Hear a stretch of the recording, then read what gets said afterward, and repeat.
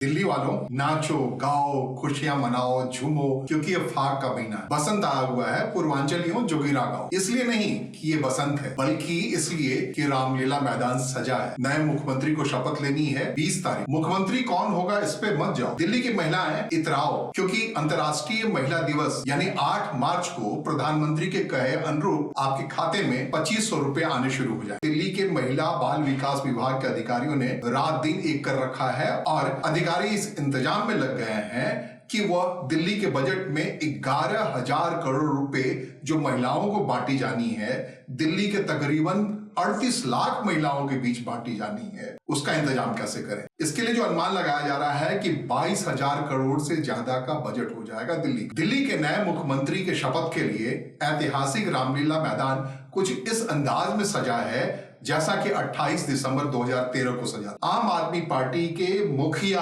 अरविंद केजरीवाल के पहली बार मुख्यमंत्री बनने के तामझाम से ज्यादा बड़ा तामझाम इस बार रामलीला मैदान में करने वाली। मुख्यमंत्री कौन होगा, उप मुख्यमंत्री कौन होगा और मंत्री कौन बनेंगे, इस बात से ज्यादा ये फिक्र की जा रही है कि ये सरकार आम आदमी पार्टी ने जो एक लकीर खींच रखी है, खास करके लोक लुभावन फैसलों के कारण, उसे कैसे कंटिन्यू कर पाती है और उस पर कैसे आगे बढ़ पाती है। मुख्यमंत्री, जैसा कि हमने कहा कि मुख्यमंत्री कौन होगा ये महत्वपूर्ण होने के बजाय ये ज्यादा महत्वपूर्ण होगा कि यमुना साफ हो पाता है या नहीं, महिलाएं उसी अंदाज में बस में मुफ्त चल पाती हैं या नहीं, शिक्षा के नाम पे जो बजट में प्रावधान किया गया था वो कंटिन्यू रहता है या नहीं, या उससे बेहतर हो पाता है या नहीं, मोहल्ला क्लिनिक जिन्हें आरोग्य मंदिर का नाम दिया जा रहा है वो पहले से ज्यादा सज पाता है या नहीं। और इन सब के लिए जाहिर तौर पर बड़े इंतजाम की जरूरत है और इस इंतजाम के लिए दिल्ली सरकार को केंद्र सरकार पर पूरी तरह से आश्रित रहना पड़ेगा। जिस तरह से 2500 रुपए की बात है, हर महिला को देने की बात है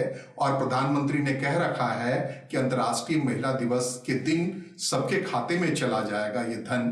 तो ये आसान काम नहीं है। और ये काम चूंकि दिल्ली का मामला है, यहाँ मुख्यमंत्री से ज्यादा जो लेफ्टिनेंट गवर्नर है उनकी अहम भूमिका होती है इन सब फैसलों में सीधे केंद्र से मिल करके, तो ये काम होगा ऐसा तो होता दिख रहा है, लेकिन इसके लिए पसीना बहाना पड़ रहा है अर्थशास्त्रियों को, दिल्ली के बजट की रखवाली करने वाले लोगों को। मुख्यमंत्री से ज्यादा महत्वपूर्ण लेफ्टिनेंट गवर्नर रहेंगे आने वाली सरकार में, ये इसका अंदाजा इस बात से भी लगाया जा रहा है कि यमुना की सफाई में मुख्यमंत्री के शपथ ग्रहण से पहले बड़ी बड़ी मशीनें लाके उतार दी गई और जैसा कि वादा किया गया है कि 3 साल के अंदर यमुना को साबरमती रिवर फ्रंट के तर्ज पर दिल्ली में एक रिवर फ्रंट में तब्दील कर दिया जाएगा, पर्यटन स्थल के तौर पर तब्दील कर दिया जाएगा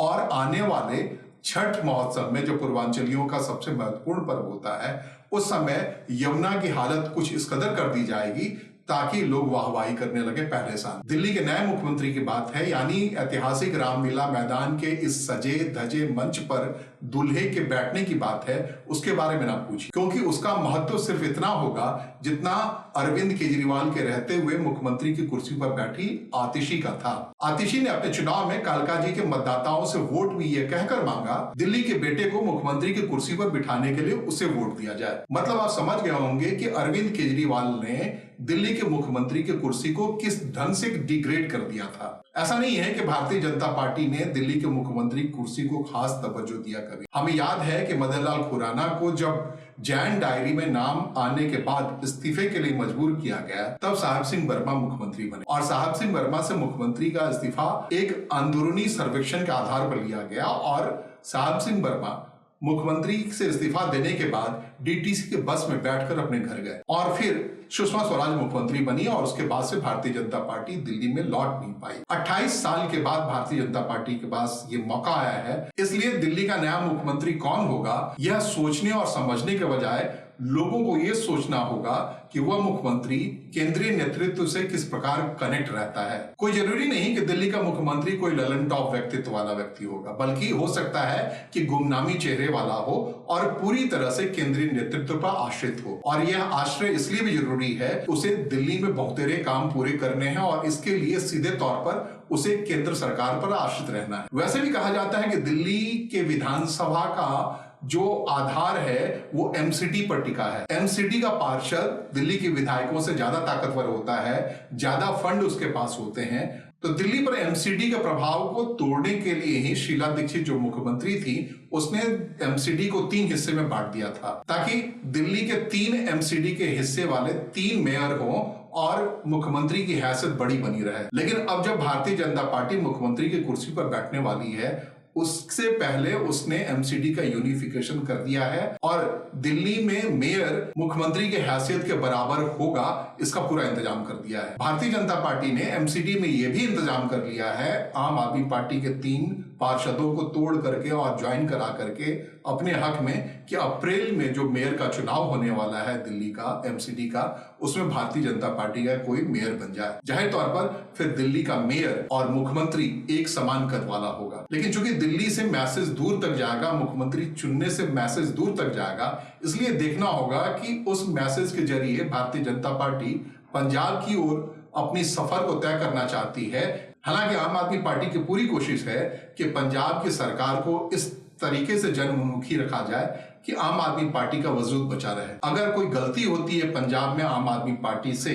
और कांग्रेस या भारतीय जनता पार्टी की सरकार वहां बनने की नौबत पैदा होती है या वहां सरकार गिरती है, राष्ट्रपति शासन बनता है, तो शायद आने वाले भविष्य में आम आदमी पार्टी का वजूद ही खत्म। दोस्तों, इसलिए इस भाग में, इस बसंत में इस बात की चिंता करने के बजाय कि दिल्ली का अगला कौन मुख्यमंत्री होने जा रहा है, इस बात की फिक्र कीजिए कि 20 मार्च को रामलीला मैदान में जो भी शपथ लेगा